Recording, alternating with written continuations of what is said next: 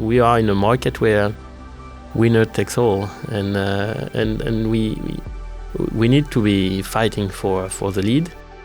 And in order to do so, we need to push, we need to be bold, we need to get the wins. Welcome to the Voice of Visma podcast, where we sit down with the business builders, entrepreneurs and innovators across Visma, adding their perspectives on how they scale companies, reshape industries and create real customer value across markets. Hello and welcome back to the Voice of Visma podcast. My name is Philip Matz. I'm a knowledge manager here at Visma, and I'm happy to be back hosting some episodes for all of you. Today I'm joined by Romain Passilly, the Managing Director of Inqom in France. We're super excited for our conversation today. And just to get going, would you tell us a little bit about yourself and your role at Inqom? Yes, thank you to receive me today. I'm Romain. I'm 41 years old, dad of two little girls living in Paris. And I've been in the Inqom venture for the last 10 years. Very nice, very nice. And to start, for those of us listening and we don't know Inqom, could you tell us a bit about the business, about the company? We do. Inqom is an accounting ERP for accounting firms. And we've been, I think the journey hasn't started like that. But when you start a venture, so this is my 7th company, and when you start, I don't think you start telling yourself, I'm going to climb the Everest, and if not, you don't bring anyone with you. And so you go for a little mountain and then another one, and at the end you finish to have a accounting ERP, which was not the plan.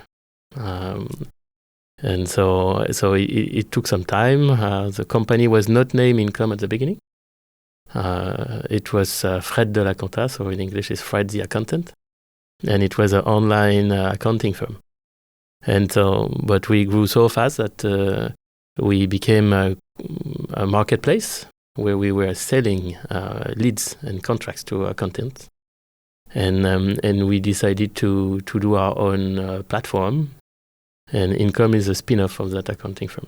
Yeah, that's amazing. And I want to step back because you said this is your 7th venture. And have you always been a problem solver? Did you always want to be an entrepreneur? Or how does that, how do you start? I think you start being impatient. So I finished, in France we have a system with prep school. So it's after high school, it's 2 years of very intense studying. So it's like, I think like 45 or 50 hours of class per week, with exam every Saturday morning and oral exams 3 times per week at night, and it's very intense. It's a French thing. And when I arrived to business school after that, it seemed quite empty. And so I started to do a second university at the same time. And then it was, I hurt myself. I was playing handball as a high level, and I hurt myself on the field. So I needed to get a new sport, and it was entrepreneurship. So I started at the end of my first year of business school, started my first company. Yeah. And so did you always have that impatience, or do you think you owe that to hard schooling? Is that something many people should be doing? I don't think I've ever been a good student. I think I've always done the minimum to go through. But I've always had the drive to lead.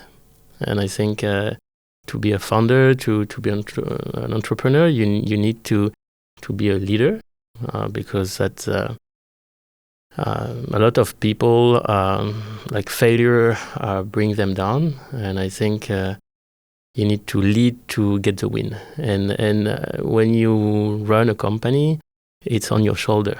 You can't expect all the people around you to get the win. You need to be the one going for it, and I think it's very similar to sport. And I've always been a captain in my teams, and I'm always cheered the guys to to go win, and there is a lot of similarities with entrepreneurship.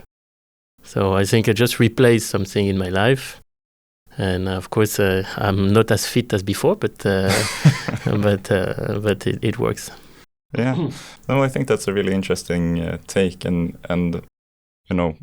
coming from sports and sort of working in a team, is there sort of the same feeling when you start a company, or what's the most important part when starting that team around the company? I mean, the people that surround you, how they can follow you, how they can overpass themselves, how they can listen, and you fight against ego in a company and people that knows or things they know, and you just challenge them. And the very important thing in entrepreneurship is speed, and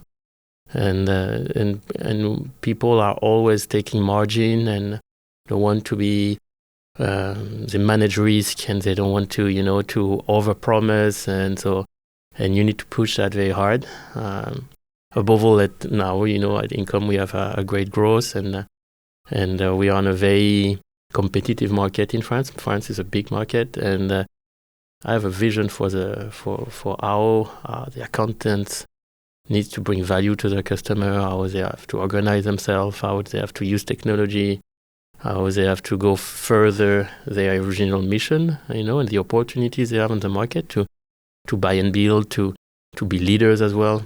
And now what we do is we nurture champions. For our clients are champions, so we need to help them. And we were evangelists on our market, and it takes a lot of resources, a lot of time, and to have a good competitor, to have someone that is shaking the market, putting a lot of efforts, a lot of resources. It's make it easier, and it push you to not slow down, because you need speed. We are in a market where winner takes all, and we need to be fighting for the lead. And in order to do so, we need to push. We need to be bold. We need to get the wins. And my role is to take the people on board, because you can run very fast, but if you turn yourself and no one follows you, then you lose. Yeah, you're on your own. So you need to find the right person. You need to build the trust. And in the south of Europe, I know you had some Italians here before, but trust is very important in B2B business, and this is part of all my journey as entrepreneur. How do you balance speed and trust? Because to me, at least being from Sweden, trust takes a long time to build, and then speed is sort of not the same. Yeah, that's a big cultural difference. I believe in the Nordics, it's like in the golf. You start with minus something, with a handicap. And you have to prove to people that you are worth of their trust. I think we work a bit differently in the south of Europe. You start with trust, with a lot of trust, but you can lose it very fast. But if you're good, you can go fast. And when you go to Finland to be invited at someone's home, long time. You go to Italy, you meet someone visiting Pompeii, and he will invite you at his home at night to dinner. But that trust can fade away very fast, but it can stay strong for many, many years. So I don't think there is trust fast. You just need to be transparent, equal, and honest. And I think in our culture, that's something that can arrive from day one.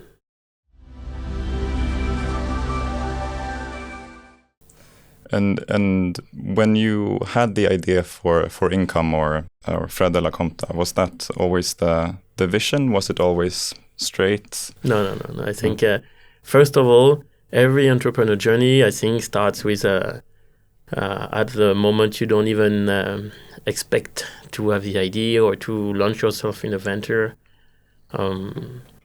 So you are at one place at one moment, and you meet one person that will onboard you on some project, or you will have the idea at that moment. And so it's a life journey. You don't choose. I never dreamed to be in the accounting market. I think it's the only class that I had to repass.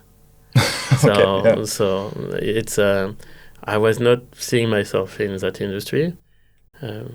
So how did the idea? Did you have the idea, or did you get it from somewhere originally, else? I had my company I had before was an ERP in the tourism industry, and we had built a accounting module. And one day I had one of my clients that did a big and fast bankruptcy, and I looked at his account, and the accounts were wrong from the accountant. And I'm like, okay, the guy never put his hand in the ERP. So I decided to help my customer building an accounting firm for tourism industry. So this was named accountingtourism.com. It was, so in French, contacttourism.com. And it was for my client and to bring client on my ERP. And when I sold my ERP, I find myself with an accounting firm. And I had to do it for more entrepreneurs, so it's why I changed name. But and I stick to it. Well, it was not the plan, but then it started so nicely. I think it's never easy. Entrepreneurship is a lot of struggle.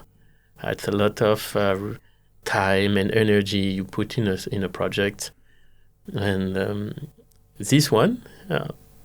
I think we had the idea the 22nd of June, and we distributed early September breakfasts to many companies and co-working and incubators, inviting them to a secret party in September, end of September. That's quick. Yeah. And saying like, this is what we do, but we are doing a lunch party, and end of the month, we invite you guys. We'll text you the place based on the people we were. Very secret. Yeah. We did, because we didn't know how many people we would have, so we need to. And we put all our budget in that party, all the company budget in the party. And I remember that day, just preparing it, and I had signed 100 clients, and I didn't even launch yet. Wow. And I told myself that I got it. That's so easy. That's the one. Finally, it's sort of the breakthrough moment. It didn't stay like that, but it was a very nice feeling. So I think I got. I got into it, and 10 years after, I'm still into it. So. Because if we look at France, it's the biggest market in Europe in terms of small businesses, millions of small businesses, and maybe one of the more traditional ones in terms of maybe not as digitized as others, and maybe also lots of trust, as you say. How would you go about sort of conquering a market like that? What has been the tips if we were to start a new company? What would you say? This is how you go about to win in France. The market in the accounting market, which is very different from the other market. I think we have a very strong and powerful accountant association, and going around them has been shown quite unsuccessful.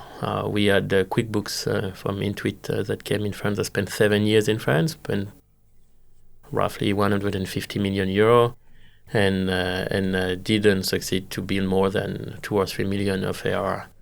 So we need to look at what works, what doesn't work. I think partnering with the accountants is the right move to do in France, and I think Penny Lane has done exactly the same. They started to go for the entrepreneurs directly, and they understood quite fast that they cannot put the accountant away from the equation, and so that they have their own consolidation I think our biggest client now has 100,000 entrepreneurs as client. And when I started to work with them, I think 18 months ago, they had 60. So they are themselves doing buy and build. And I think they are buying 40 to 60 accounting firms per year. So we are in a very consolidating market on the accountant part. And this is our partner. It's why I said we are a nurturing champion. We are bringing to them the technology part to help them win and to help them be competitors of our own competitor. Yeah. So my clients are now competitors of Penny Lane or Conto because they are so big. And if we give them the good tools and the good technology, they have more value to propose to the end customer. Yeah. And so if someone would launch a company in France, I would just say, you need your own go-to-market strategy, but if you go on the accounting market, I think you need to partner with the accountant. It's interesting, and sort of touching upon technology. The big hot technology is AI and automating maybe a lot of that manual work that many of the accountants are still doing. What's your view on AI in the accountant market in France? I think Inqom has started. The first thing we built was a automation chain for entry lines. That's our first module. And that was 10 years ago. And I think in 2016 we had a patent for this using BERT, like the first machine learning algorithm, and OCRs and building statistics to correct the error of OCRs and things like that. So I think it has been always in the heart of the company to try to bring our customer value, and that means productivity gain and automation, and structure their data for them to be more interesting for their own client and in their analysis. So that has been always part of our journey, and of course we are now in the art of the AI wave because we have always been, but it's so before it was like a help and to give some productivity, to give some comfort, and now it's a total change in the organizations. And for the accounting world, I think it's very radical. Like when you have all these back office into white collars companies like accounting firm, in the next 2 to 3 years, it's gonna be so changed. And in many technological breakthrough, we saw that even if you start a bit late, but you give quite a check, you can catch up, and so a lot of companies are like, oh, I'm not going in, I'm not doing any trial. I'm waiting for the other to have tried it, and then when it's ready, I'm going for it. And I think it was it worked for many other advances, but for this AI agentic world, the biggest change is on your HR on people, and how your organization works, what the task of your employees, what their job description, where do you want their value. Where do you input their cost into your value chain? And this cannot just, if you are late on moving toward that, I think you just cannot catch up just making a check, because it's so inside the art of your company that you need time to go with your people, to do the change management, to bring into your new processes, to change the mentality of people, to give them the time to embrace it and to train themselves around it, and so this is so exciting. I mean, This is a vision we had 10 years ago. That it took time. I honestly thought it was going to take 5 years, and it will take like 12 years. But it took time, but it's happening, and it's going to be a huge change. And being on top of it gives us a great advantage for the future. And but we still need to be very bold and move quite fast. Yeah, I think that's so true. And sort of, as you said, starting from that launch party with 100 signups, and now we're talking about thousands and hundreds of thousands of businesses in France. That is quite the journey. And even if it didn't take you 5 years, you're still doing it with speed. So I think super interesting conversation, and thank you so much for taking the time. Thank you to you to receive me here today. Yeah, really great. And if you want to hear more episodes of The Voice of Visma, you can find us where you find your podcasts. We're always interested in hearing what you think about the episodes, so leave us a comment and check us out next time. Thank you so much for joining us, Romain. Thank you to you.